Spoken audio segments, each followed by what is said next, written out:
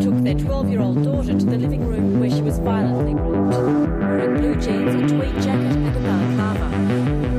He entered the parents' bedroom, demanded money, and tied the mother with copper wire. Sprague was a monster. I think that's totally accurate. He was very quiet as well. He took off the garbage bags and he had to walk the girl. Police are concerned the man could be capable of murder. They say it appears he had been watching the home and knew the teenagers were alone. He was wearing a knitted dark green balaclava with cream stitching. 13-year-old Karmein Chan had been babysitting her two sisters in their Templestowe home when the abductors struck. Okay, welcome to episode 2 of the podcast series between Melbourne Marvels and Who is Mr. Cruel on the abduction of Karmein Chan. G'day, Jay. How are you today? Eamon, yeah, good to be back. Okay, so first of all, I want to do a recap of the main talking points from episode 1. So in episode 1 of this series, we covered the first 40 hours or so of how the investigation into the abduction of Karmein played out from when she was abducted, 8:30 p.m. Saturday, the 13th of April, 1991, till the following Monday morning newspapers on the 15th of April. This included a dissection of the first Victoria Police press conference on the afternoon of Sunday, the 14th of April, and how the media reported it. And what became clear from analysing this first media conference and newspaper articles is that the investigation actually got off to a pretty unfortunate start, I'd say, for 3 main reasons. So the first was that the media were circulating this photograph of Karmein provided to them by Victoria Police. And the problem with this photograph was that it was not a recent photograph. It was from 5 years previously when Karmein was in grade 3 and only 8 years of age. So this fact cannot have helped the investigation because anyone who might have seen her after she was abducted might have dismissed the sighting as someone who looked too old to be Karmein. The second point was that the media, and particularly the Herald Sun, were spreading this narrative that Karmein had been abducted by the offender known as Mr. Cruel. And this is already in the first 40 hours. In other words, the same offender who had abducted Nicola Linus and Sharon Wills. We can't say that for sure. This may or may not have been true. What is clear is that David Sprague clearly stated he was not sure about this, but some media were pushing the line that it was the same offender already. And thirdly, the media were actually spreading false information that the attacks by Mr. Cruel had occurred on school holidays, while only linking the Karmein Chan abduction to the abduction of Sharon Wills and Nicola Linus. Pretty much all the media were repeating this, what we now know to be untrue, claim that these had all occurred on school holidays, when in fact what we know is the abduction of Nicola and the Lower Plenty attack in 1987, which police later confirmed was the same offender, did not occur on school holidays. So in summary, the last 2 points in particular may well have led people out there in the public to assume that the offender was a teacher who was working at Presbyterian Ladies College or another school. And this belief was a widely held assumption by many who were following the story at the time.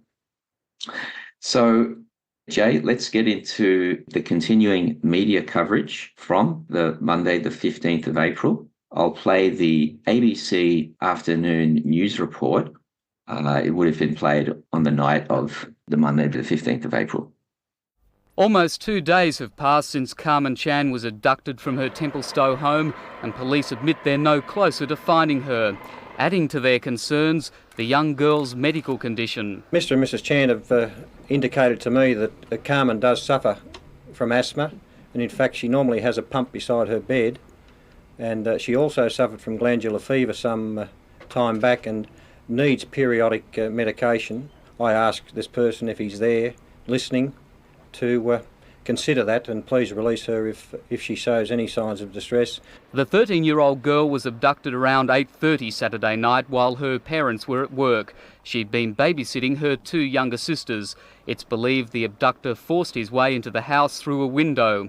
The only possible clue, graffiti sprayed on the family car, referring to a payback and of more to come. Karmein's parents own two Chinese restaurants, but police don't believe the attack is linked to their business interests.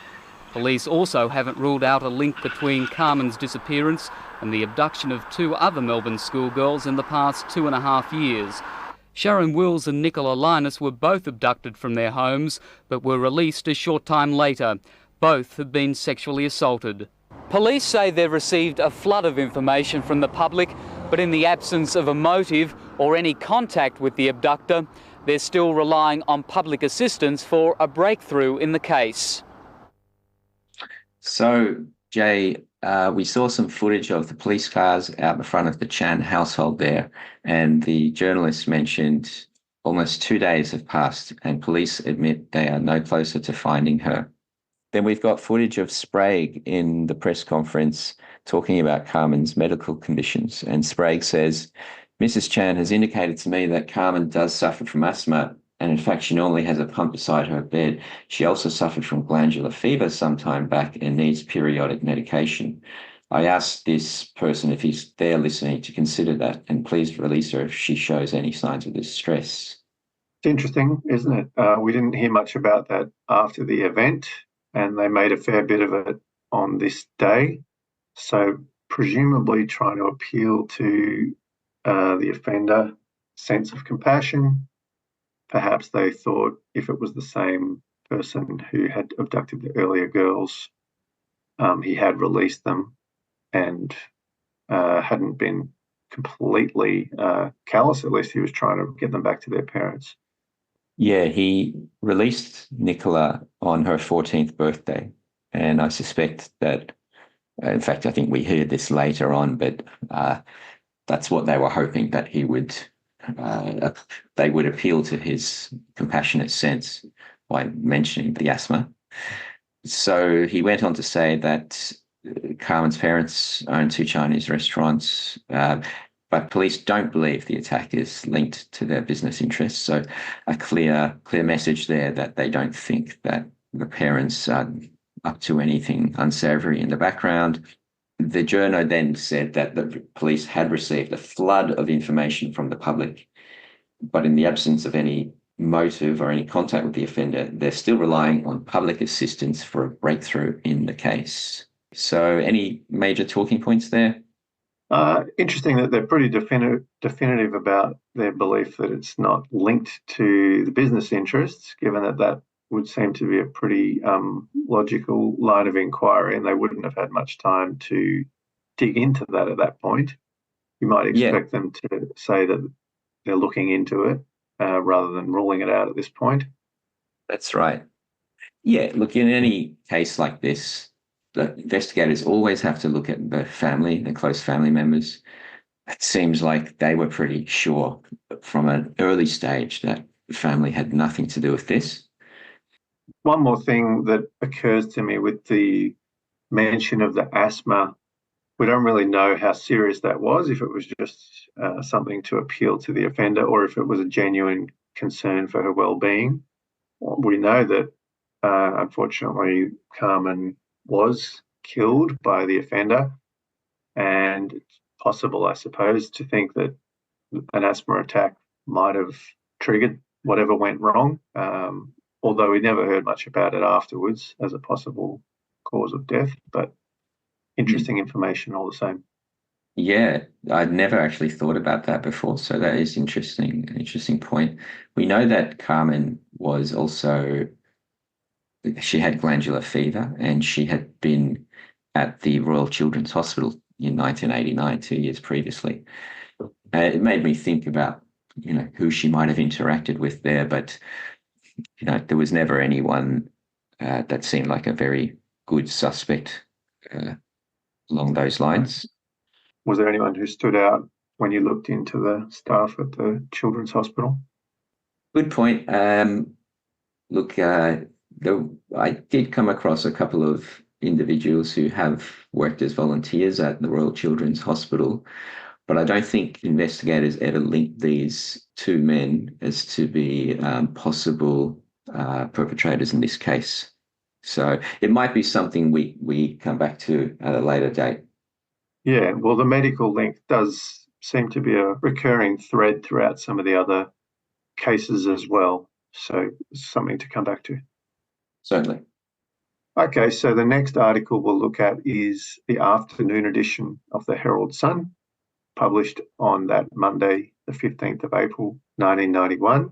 And this one's by Mike Edmonds and Matthew Pinkney. So the article, Take Me, has a photograph of Phyllis Chan in understandable distress. And the article is about how Phyllis Chan is appealing to the offender to swap herself as a hostage.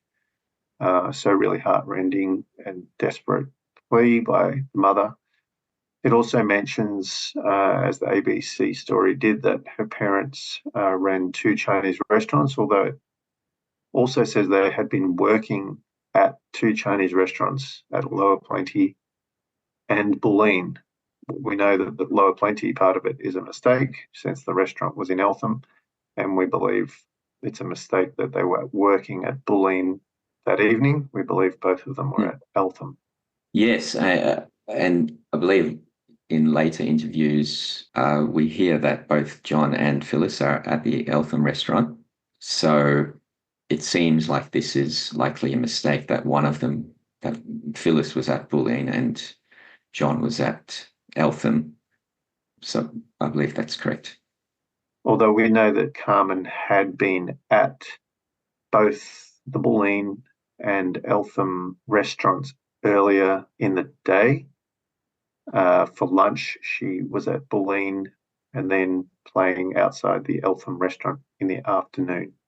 That's correct. And from what we were told, what appeared in a later book, I believe by Paul Anderson on this case, Phyllis remained at the restaurant while a staff member drove the girls back to the home in Templestowe. They played with their dad for not very long, and the father left the Templestowe house by 6:30. So whether the offender was watching them at Eltham or was already parked in the street in Church Street in Templestowe, we don't know. But I suspect that they were being monitored at some point. Yeah. Okay, well, the article goes on to state that Sprague, or quoting Sprague, that police fear Karmein might be the 3rd victim of an offender that they have dubbed Mr. Cruel. They mention that the offender was a hooded man. So what are your thoughts about that, Eamon? Yeah, well, the Herald Sun are really trying to push this line that this is Mr. Cruel. This is Mr. Cruel, you know. They've even said that the police have dubbed him that, but really it was them who dubbed him it, wasn't it? And the police were not using that term. The hooded man is interesting because we hear later that it's a balaclava, all other descriptions where that it's a balaclava or a ski mask, unless they consider a balaclava to be a type of hood. But it's just unusual description, I think.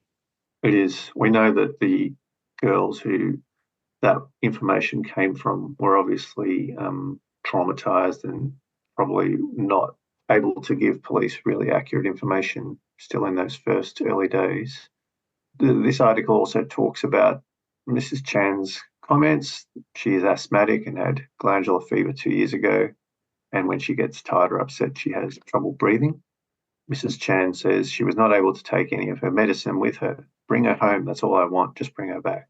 Take me, but not my daughter. Bring her home, please, because we need her. Her sisters are missing her very much. We all miss her very much. And it talks about how a family physician is staying with the Chans to care for the distraught family. Yeah, it's heartbreaking to see what Mrs. Chan is going through. She's obviously distraught, thinking of anything she can possibly do to have her daughter returned. And it's totally understandable. But it's a bit of a contrast with the more like straight bat that the family presented in the Linus case in particular was very kind of a measured, controlled response, whereas here it all seems to be playing out in the media.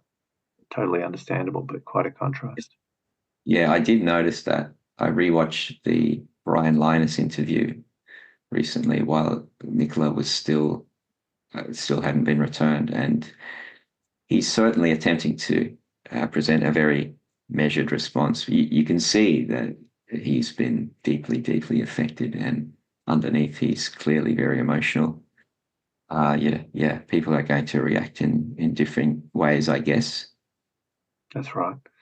The article paraphrases police sources, saying that today that if it was the same man who had taken Sharon and Nicola, then Karmein would probably be held for longer than the 50 hours. They say if the abductor is true to form, we could probably expect Karmein to be released early tomorrow morning or early the day after, but we have no guarantees. And then they go on to talk about a case in Sydney where a manhunt was underway for two men wearing balaclavas who'd abducted a 16-year-old girl and released her unharmed an hour later, which gives us a bit of an insight into the times that people were living through. Well, this is interesting. So the first point you make, so clearly the Herald Sun is talking to certain detectives, police sources they mentioned, and this is not from the press conference. And a detective on the case has said to them that, if he's true to form, then he'll probably release her early tomorrow morning. So that would be the Tuesday morning or the day after. So they're already, they have this perception of this guy as someone who is continually escalating, holding the girls for a longer time with each abduction. And they've already said in the past many times how they fear that it will eventually result in murder, especially if the victim sees his face. And remember, this article is the afternoon edition of the Herald Sun, so it's come out around the same time as this press conference that the police have done. And the mention of the girl in Sydney, I have no idea what happened in this case. A 16-year-old girl is abducted by men wearing balaclavas. Abduction of teenage girls is extremely uncommon, even at this time. But I suspect that it wasn't a big news item. This is the only mention I could find of this. Even in the Sydney Morning Herald, there was no other mention of it. So I suspect that it must have been worked out to be some minor incident, possibly even a hoax. I'm not sure. Well, some crimes seem to just capture the public's imagination more than others. Sure. So I'll continue on now with the Tuesday morning. So it's the Herald Sun's morning edition. This is the 16th of April. They've used the same photograph of a clearly distraught Phyllis Chan. They've just changed the headline and added some more details by the morning. And by this stage, the public has also seen the press conference highlights from the night before. So the title is Mum Begs Abductor, Take Me. And it's written by Andrew Mevison and Michelle Coffey. Okay, so they're stating now as a fact that Karmein, quote, Karmein and another of Mr. Cruel's victims, Nicola Linus, both attended Presbyterian Ladies College. So I just think it's very unprofessional journalism to be stating that as a fact. It's something the police would never do today. They'd always be keeping their options open, not commenting when journalists ask them, do you think this is the same offender? They would be saying, well, we're not going to comment on that. It's an ongoing investigation. But here we have the Herald Sun just, I think, very unprofessionally stating it's the same guy. Now, they've also got this line about the college principal. So the principal of Presbyterian Ladies College has offered urgent counselling to students or parents distressed by the situation. Despite a wide manhunt, police have found no trace of Karmein or the man they fear may have eluded them at least twice before.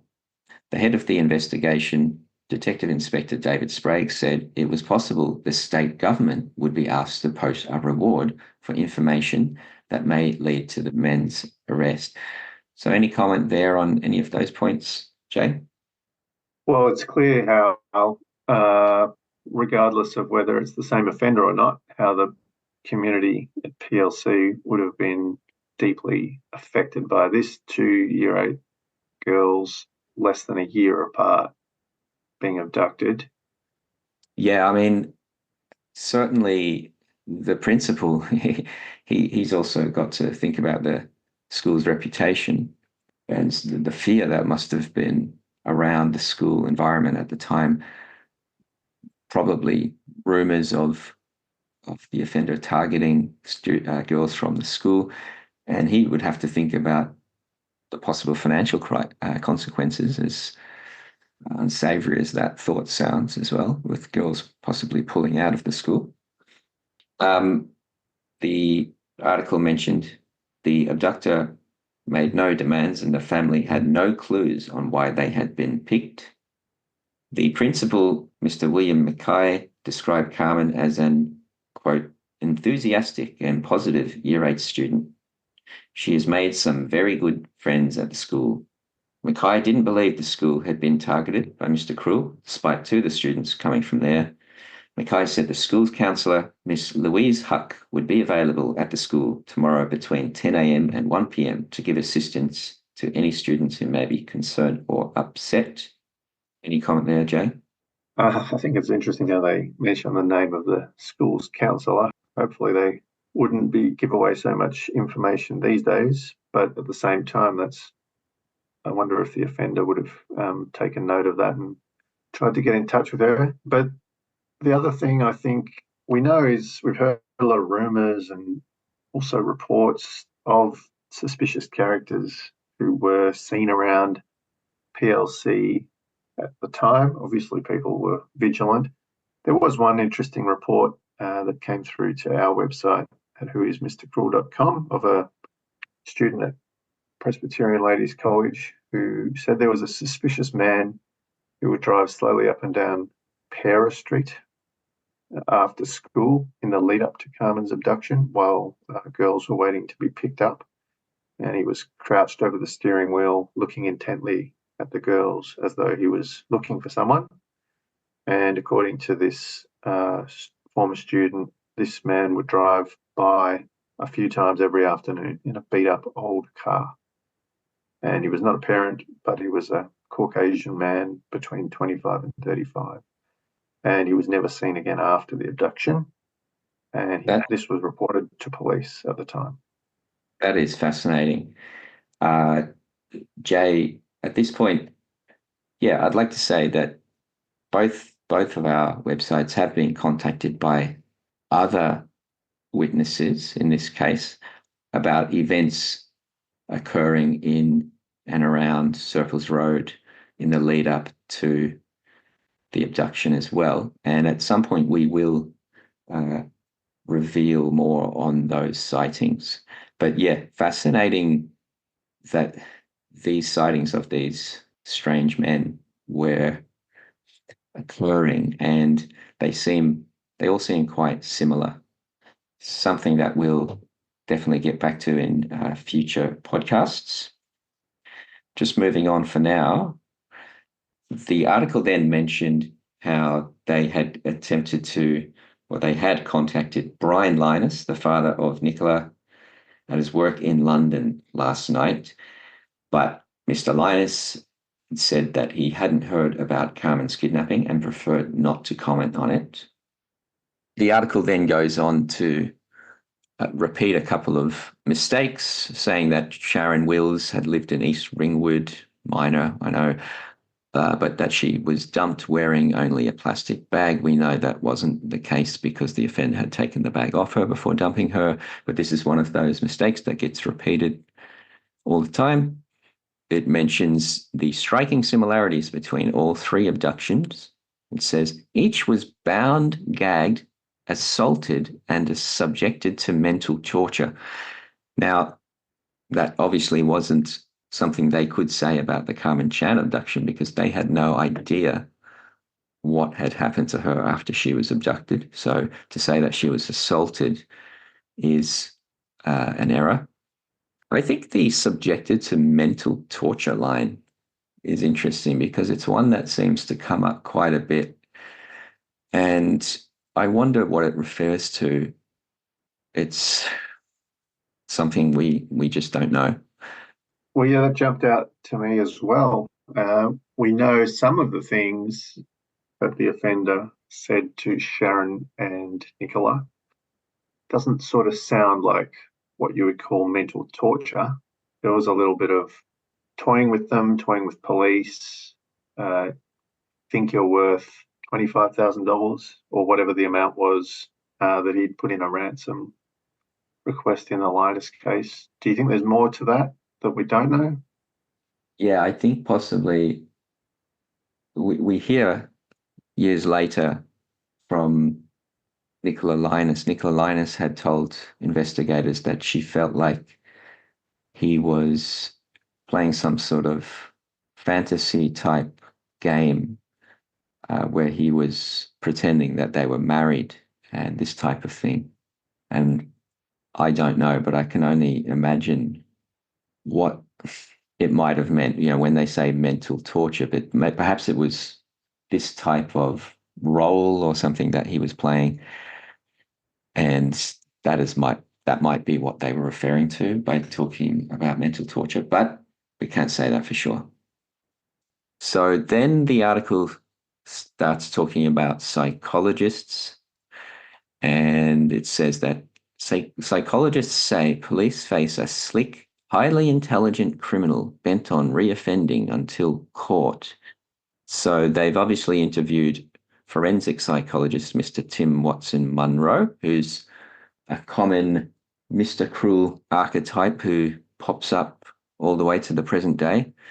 And he was quoted as saying, "My strong impression is that the same man has committed all three crimes. If it is the same man, and I believe it is, the pleasure he derives from the crimes is probably decreasing all the time.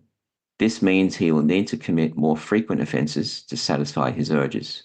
I think this is interesting because, first of all, everyone involved in this case is leaning towards this being the same guy. And I would suggest that based on what we've been told, that is somewhat of a leap.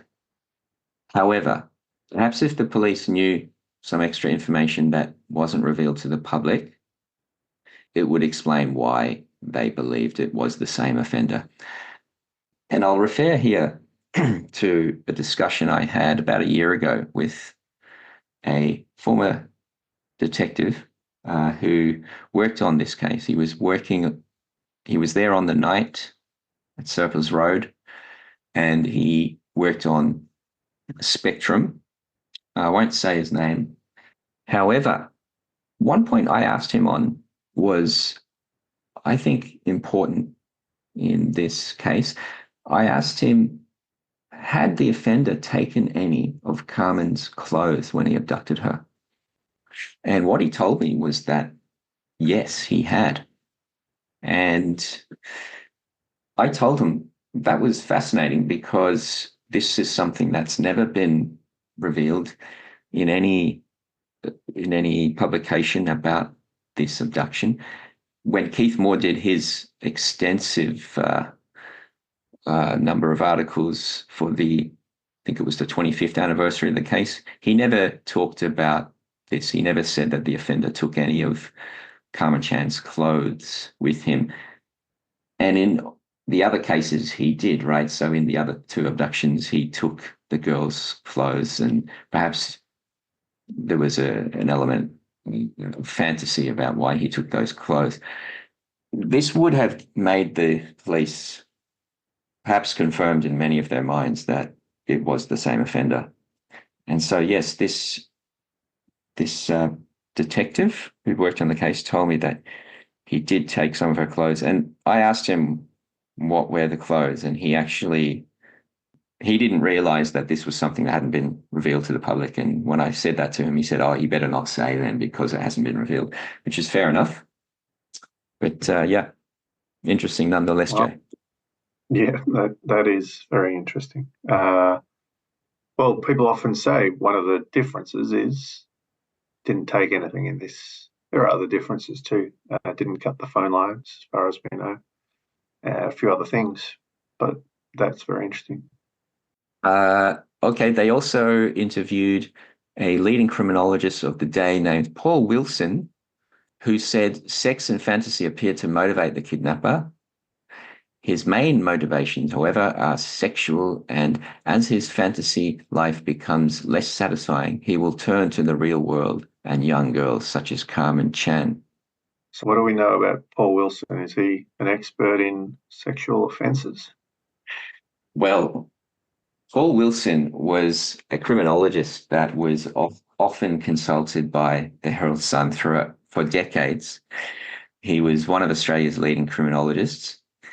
Incredibly, in 2016, he was convicted for the indecent treatment of a child in Queensland in the early 1970s. He was accused by two now women of similar acts in the 70s. I'll just read you from a report about this. The Crown told the jury that Wilson met his alleged victim while she played with his daughter before inviting her to his bedroom to play hide-and-seek games and encouraging her to take off her clothes. He lay naked on his bed with a cat covering his genitalia before removing it and stroking his penis. He digitally penetrated her, telling her Percy is coming to play, a nickname for his penis. Wilson also groped her in the family swimming pool, forced her to dance naked while he touched himself.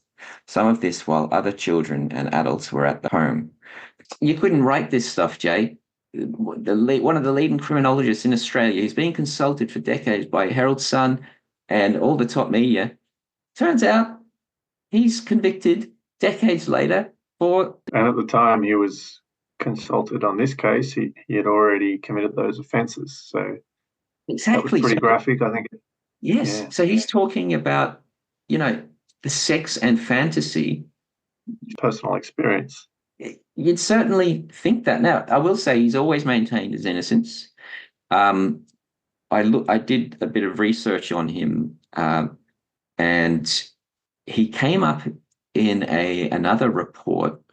I don't have the name of that report, in the 1990s, where he was named by someone who was accusing him of being a powerful person in Queensland who was being protected by the Queensland police, but who they were aware of some documents that they were, they basically knew about his inclinations in this regard, and they were covering it up.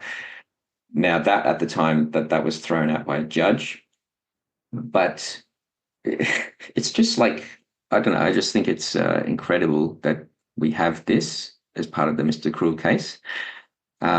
I don't know what's become of him since his conviction. I know he spent 6 months in prison, and he has written many, many books and articles about all aspects of crime, including rape, including armed robbery, including, how to protect your house from being targeted by robbers, burglars.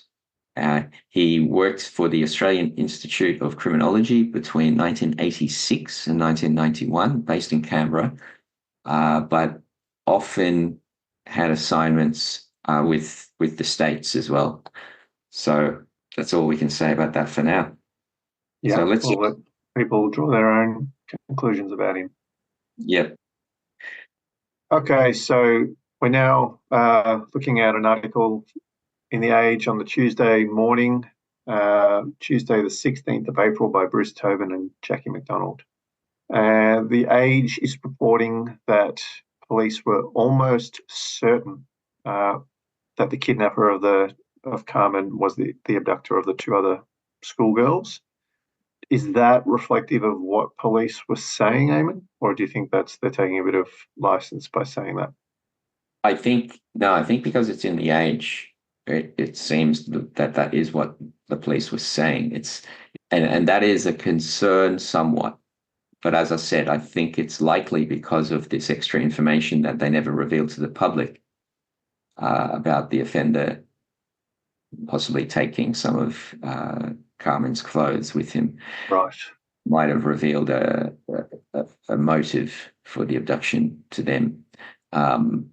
Yeah, like you can see anyway by the wording that the Age's way of describing it is far more journalistically responsible than the Herald Sun's. By wording it this way, police were almost certain, rather than just saying, "Oh, Mr. Cruel did it," you know.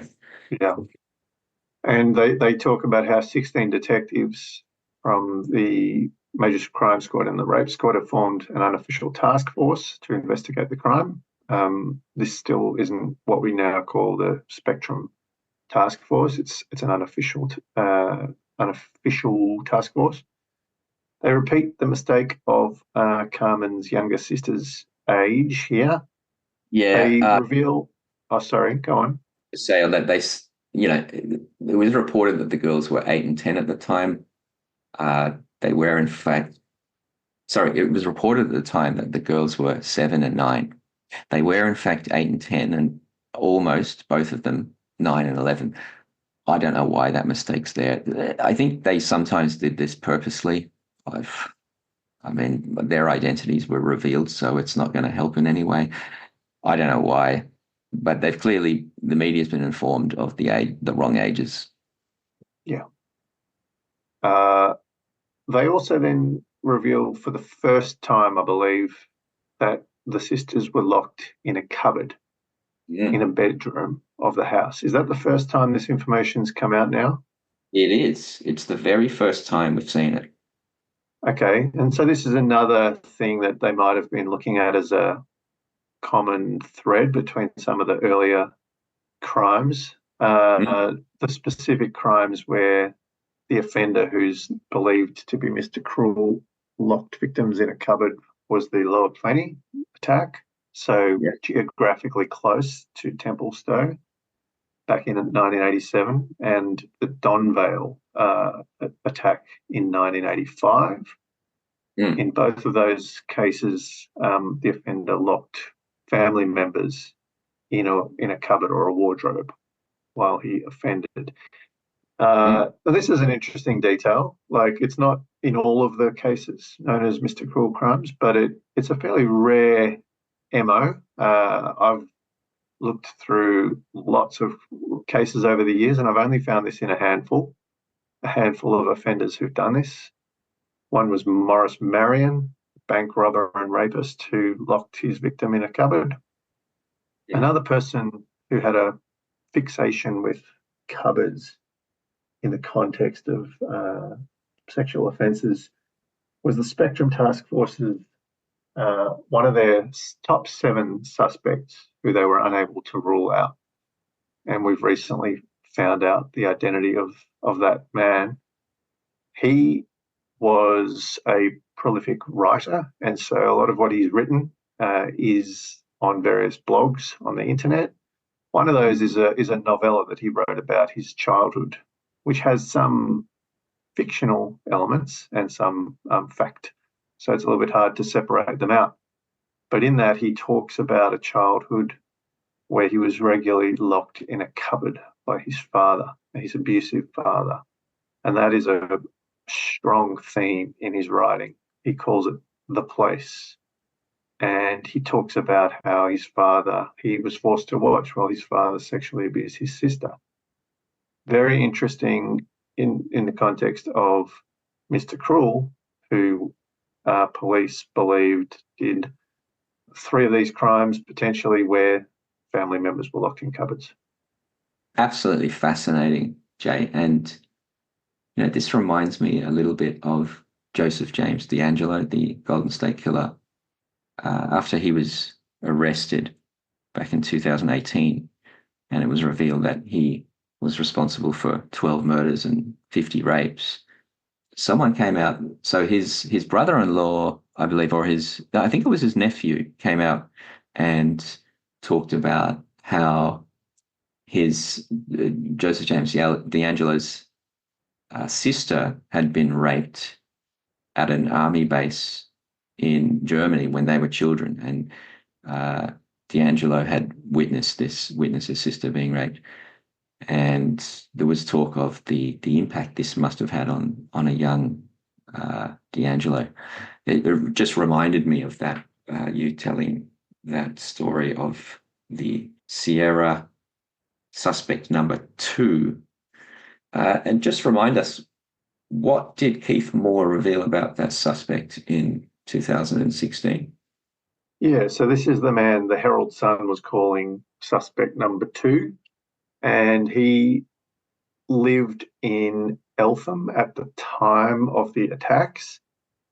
Keith Moore told us that he then moved into houses in Box Hill, Surrey Hills, and he had a business in Baldwin and Mont Albert North. Mm. Interestingly, that business also had an office a few doors down from PLC later in the 90s. So it's just an intriguing other little fact. This is obviously after the crimes, but the man who was one of their top 7 suspects was working a few doors down from PLC, unbeknownst to all the students. Mm. And this man, we're not going to reveal his identity. He's still living, and he's living abroad. What can we reveal about him? Well, the Herald Sun claimed he had moved to Canada after spending some time in Lake Cathy. But in fact, he is living in North America, not Canada, but the United States. And he's living with his wife, who is an artist. He himself is a very avid photographer, which is another reason potentially why the police might have looked at him, since in the Sharon Wills abduction, camera was spotted at the foot of the bed. Right. Anything else that jumped out at you? Yeah, so, well, this suspect for decades has had a strong interest and has been working in nude photography. And we can say that he has a ginger beard, or has had at times in his life, which also meets one of the items that police said about the Mr. Cruel offender. We're not saying that he is Mr. Cruel at all. All we're saying is that this person was one of these Sierra 7. That's right. So it's an intriguing link with the cupboard detail. And in this article, detectives also talk about, they believe the kidnapper also abducted the 2 other girls. And I'll just stop there. Yeah, and it actually says for the first time, right, that he raped an 11-year-old girl in Lower Plenty. That's the first time that we hear him linked to this attack. Okay. Oh, is that right? Yeah, so in all of the other footage so far, they've only linked it to the 2 kidnappings. They haven't mentioned the Lower Plenty girl. So that was clearly in the press conference. And it just goes to show you that from the same press conference, the ABC footage clearly only showed a couple of highlights or a couple of snippets, less than a minute maybe, but the actual conference may have gone for an hour, who knows, half an hour. And there were far more details revealed. And of those 3 media sources, we're getting different aspects of the details. Detective Inspector Sprague said police had received information on the latest abduction and were checking possible suspects. So that's quite interesting.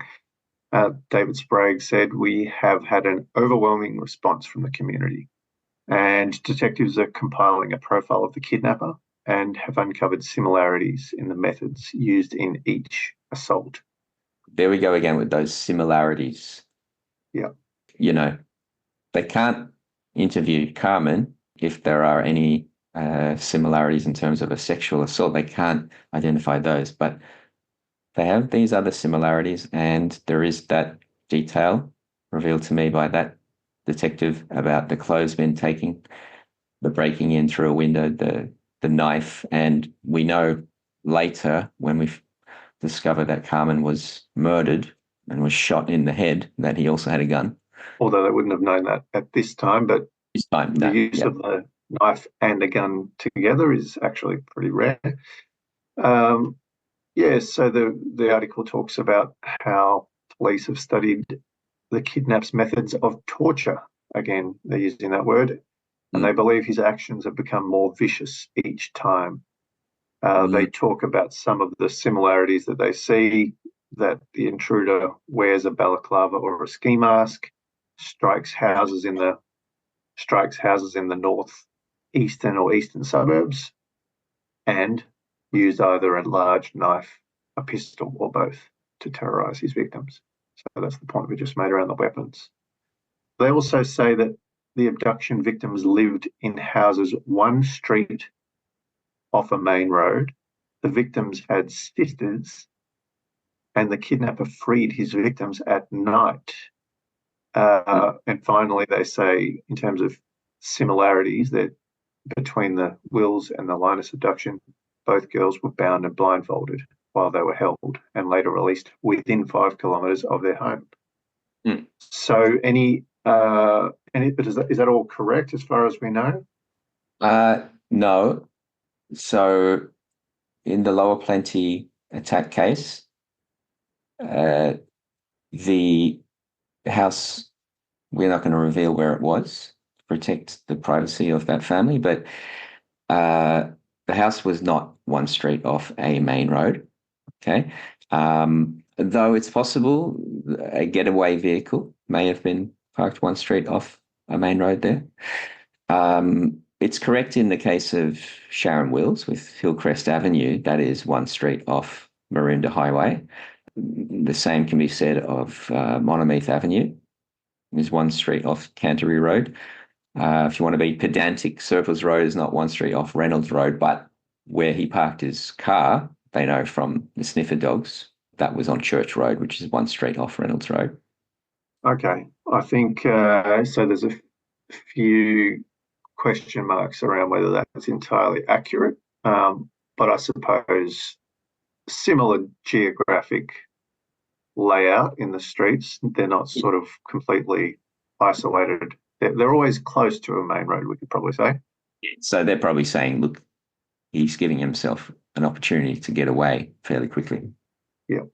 And it also repeats that police believe it is possible the kidnapper stalked the streets around the school. And we just talked earlier about one ex-student who reported to police that someone had been seen stalking the streets around the school. It's fascinating because I wonder if at this point, they're aware of some of these reports, and that's mentioned there because of some of these reports. Yeah, well, we also know that Nicola Linus, the offender, told her that he had followed her home. So that might have been something they already believed, and that this strengthened the belief in their mind, perhaps. Senior detective said that the kidnapper had taken more risks in this latest attack by taking the time to spray paint a car at the Chan home.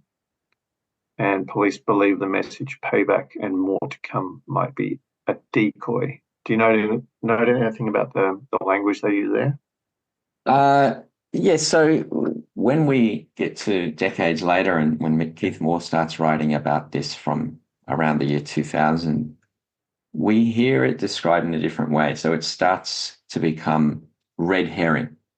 And that's what you'll see whenever you see Mr. Cruel talked about on forums like Reddit. Everyone talks about the red herrings he used because that's what Keith Moore used. But at the time, all these reports, none of them were using the term red herring. They're using smoke screen and decoy, but it's meaning the same thing. I might just say as well at this point, a friend of the podcast or a friend of both our blogs, Christian Bennett, I think he's appeared on both of our blogs. We've published some of his writings on the Mr. Cruel case. He was famously interviewed himself as a suspect along with 27,000 other people. He was lucky in that he had a very firm alibi in that case, but Christian is an excellent researcher. He has identified many inconsistencies in this case. In fact, it was him who first reported to me the mistake about the school holidays. Now, he often talks about this payback anomaly, and he likes to point out that the way these words were written on the vehicle, so it was 5 words, payback, and it was written payback over 2 lines. So pay hyphen back on the next line. Payback, Asian drug dealer. And he likes to point out that he believes that this was the offender signaling. I'm not completely with him on that. I don't think, I'm not sure how convinced I am the offender was actually signaling, but signaling that perhaps he was educated, or at least this reflects he had some sort of education, because for someone to write that over 2 lines, that's them showing that they're aware that they were using the noun payback rather than the phrasal verb pay back, where you pay someone you owe money to. Payback in this case definitely means revenge. And he points out that in later years, reports about Mr. Cruel, they always made the mistake of reporting it as payback, like a phrasal verb, as if to suggest that the Chans or Mr. Chan or whoever owed someone money. And he thinks this is very irresponsible journalism, and he thinks that it served to perhaps blacken the name of Mr. Chan in an unfair way. But we'll move on. So the final points in this article, the same senior detective who's the source of this information had said that the kidnapper had released Nicola Linus on her 14th birthday, and he hoped the same sense of sympathy might cause him to release Karmein because she was asthmatic. So that tells us perhaps why they were releasing that information about her medical history. The detective said that although victims were assaulted, the kidnapper responded to their need for food and other items. And they quote him as saying, "We believe it's the same man, but until Karmein turns up, we can't be 100% sure." Yeah, and this senior detective is not Sprague, but it's another one that perhaps the newspaper is actually talking to. And it's clear that, that's the belief that they have. It's the same guy. And there it is, what we were saying earlier, that they were appealing to his sense of sympathy. Yeah, and finally they just they quote Sprague as saying how difficult Mrs. Chan is finding it, like any mother would, and how she hasn't been sleeping or eating, and just praying her daughter will be released and returned to the family. Mm-hmm. Okay, so now the final article we'll look at today is just the afternoon edition of the Herald Sun for that day, Tuesday, 16th of April. The title had changed to "Hunt for Sick Fiend, Mr. Cruel." So they're really looking for an emotional response from their readers, I would suggest. So still using that old photo of Karmein, which isn't helping. They say that the offender is a slick, intelligent deviant who will repeatedly reoffend until he is caught. Tim Watson-Munro said the offender could be anyone. Watson-Munro said the modus operandi in each case was strikingly similar. And that's all we've got from that article that's different from the morning edition. So we might wrap up today's podcast. Just in summary of what we've covered today, Jay, I guess the main points were, firstly, we talked about that cupboard detail that was revealed by The Age and wasn't revealed anywhere else, how the offender had actually made the 2 sisters get into the cupboard in one of their bedrooms. We covered the fact that the police seem very sure that this is the same offender so soon after the actual abduction. which is either bad investigation or probably more likely because they had other reasons for suspecting so. And that led me to reveal a discussion I had with a detective who was on Spectrum, who said that, yes, the offender did take clothes from the house, something that had never been revealed. We talked about how Sprague was attempting to gain sympathy from the offender, have him release her by talking about the fact that she had asthma and had previously, or was now taking medication still from having suffered from glandular fever previously. We talked about how the Herald Sun was paying Paul Wilson, one of Australia's most prominent criminologists, to cover the case, and he later was revealed to have sexually offended in the 1970s. And we talked about the suspicious guy who was hanging around Paris Street near PLC, and how the police actually talked about how they believed the offender was in fact casing out the streets near PLC in the lead up to the attack. So, yeah, I'd just like to say thanks very much, Jay. Thanks, Eamon. Thanks, everyone, for listening. Had a good chat. We've covered a lot of ground. Hopefully there's something new in there. Yeah, and if anyone has opinions or comments, or anyone who might have memories from the time, or a student at PLC or a neighbour who lived in this area, feel free to contact us. You can contact me on Melbin, that's MELBIN, marvels@gmail.com. And Jay? You can get in contact with us through the whoismrcruel.com website. They took their 12-year-old daughter to the living room where she was violently raped, wearing blue jeans, a tweed jacket and a balaclava. They entered the parents' bedroom, demanded money, and tied the mother with copper wire. Sprague was a monster, that totally accurate. It was very quiet as well. He took off the garbage bags and he had you off the girl. Police are concerned the man could be capable of murder. They say it appears he had been watching the home and knew the teenagers were alone. He was wearing a knitted dark green balaclava with cream stitching. 13-year-old Karmein Chan had been babysitting her two sisters in their Templestowe home when the abductor struck.